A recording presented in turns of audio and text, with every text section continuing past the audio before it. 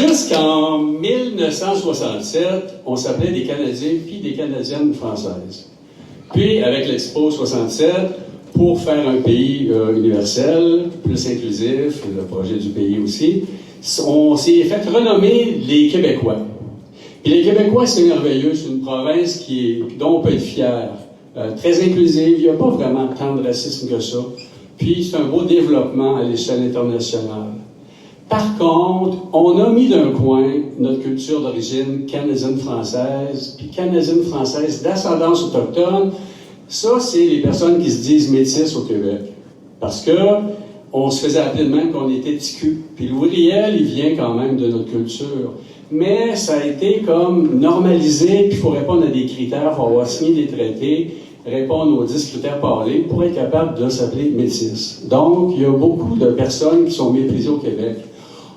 Dans mon questionnement, à travers la communauté, on a décidé d'aller plus bas un peu, le plus petit dénominateur commun, c'est-à-dire notre culture canadienne-française d'ascendance autochtone du Québec. Puis c'est sur ce manifeste-là qu'on a décidé de faire, géographe, historien, ethnologue, une version longue, vous allez avoir la courte. Manifeste des membres de la culture canadienne-française d'ascendance autochtone du Québec, version courte. On s'attaque à notre origine, à son existence historique et actuelle.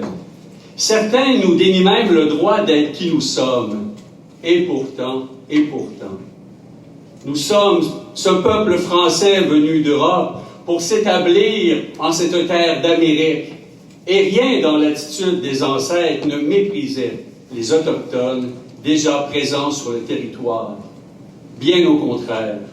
En 1603, lors de la tabagie de Tadoussac, le grand chef Anadabijoux accorde le droit aux Français de s'établir sur ces territoires. Et c'est alors le début d'une grande alliance. Et un peuple nouveau prenait naissance, et ses membres s'appelaient les Canadiens et les Canadiennes, et ils étaient tous francophones. Leurs descendants possédaient déjà une ascendance autochtone. Ils ne la niaient pas. Elle faisait partie d'eux, déjà, pour toujours. Dans une longue suite d'héritages et de transmissions, nos ancêtres partageaient leur histoire et leur culture grâce à la tradition orale. Une transmission de cœur à cœur. La volonté d'un peuple qui déjà s'affirmait. Puis, en 1760, la conquête anglaise freina son élan. L'élite française quitta alors le territoire sans tarder, mais le peuple canadien-français et Canadien-français d'ascendance autochtone resta sur place, indéracinable.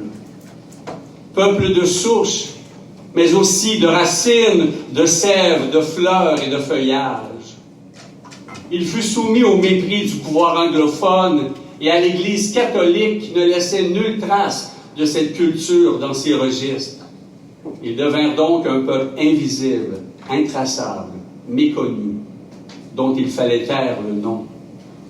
Pourtant imperturbable, ce peuple persistait dans les régions les plus isolées du pays.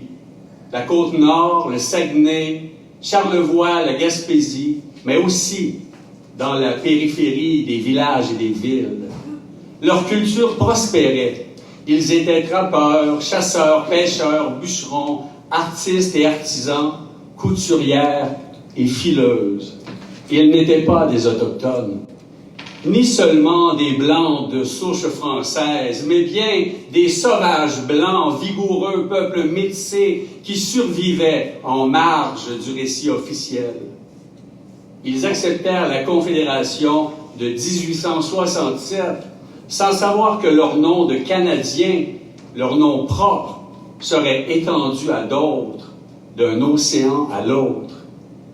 Sans savoir que leur chant patriotique, le Haut-Canada, deviendrait celui d'un pays, celui des Anglais.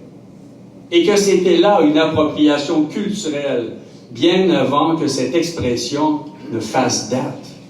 Ils vécurent la pendaison de Louis Riel, un des leurs, comme un outrage à leur culture et constatèrent que tandis que les Métis de l'Ouest obtenaient une reconnaissance, eux, à l'est du Canada, demeuraient toujours des négligés, des méprisés. Ce fut alors le temps de l'oubli et de la désespérance. Seule singularité lumineuse dans ce ciel ténébreux, la déclaration du premier ministre René Lévesque à l'Assemblée nationale du Québec, qui disait haut et fort qu'il y avait, en 1985, environ 20 000 métis au Québec. Enfin, un discours officiel qui sortait de l'oubli cette réalité qui n'était pas simplement une dérive mythologique, une nostalgie d'excentrique. Certains ont pensé trouver enfin dans cette reconnaissance publique de leur culture d'ascendance autochtone du Québec une voie. Mais l'histoire fut tout autre. Ce fut plutôt l'époque du grand désaveu judiciaire, des procès éhontés, calculés, faussés.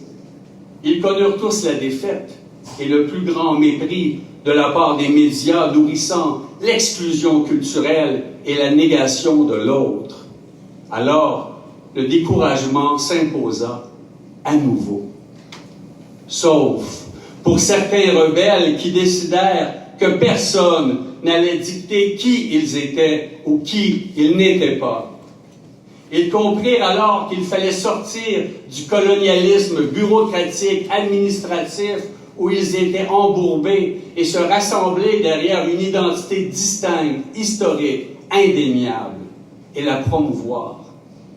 Surtout alors que cette culture est déconstruite dans les universités du pays, ridiculisée par les médias et même identifiée à de l'impérialisme blanc. Quelle inversion de discours, quel négationnisme.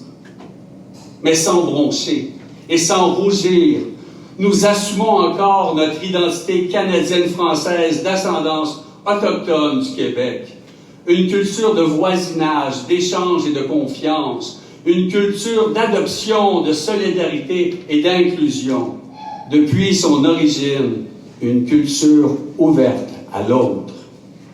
Et cette identité est toujours faite d'eau d'érable, de raquettes, de cabanes en bois rond, de forêts immenses et de territoires à nous, de chasse aux marsouins, de pêche à perche chaude, de lacs, de rivières et de ruisseaux sans cesse arpentés, de récoltes de fruits sauvages, de plantes médicinales, de randonnées dans les bois, de poésie dans la brume de l'aube, d'une mémoire toujours vive, de cérémonies sacrées et de liberté jamais cédée.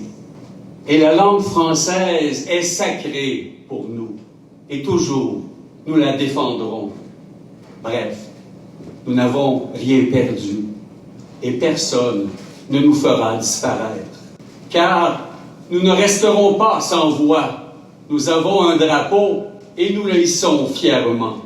Nous formons une association de plus en plus puissante et inclusive qui respecte le cercle de parole et le consensus, et cela nous définira.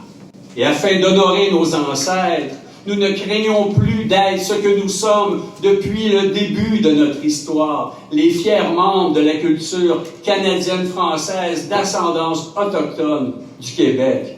Car oui, je me souviens, elle se souvient, il se souvient, nous nous souvenons et nous agirons en conséquence.